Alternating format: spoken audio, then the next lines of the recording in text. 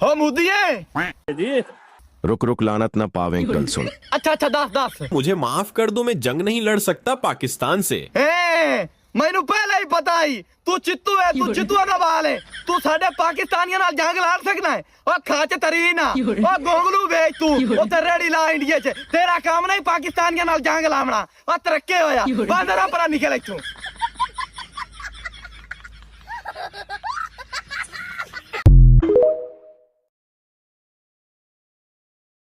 ओ गाल सुन मुद्दी, जी ओ खाच जानना दिया।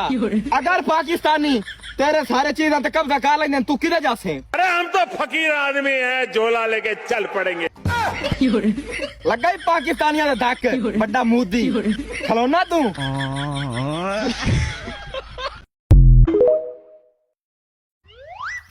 ओए मोदी है बताइए क्या कर लेंगे? लाख दी लाना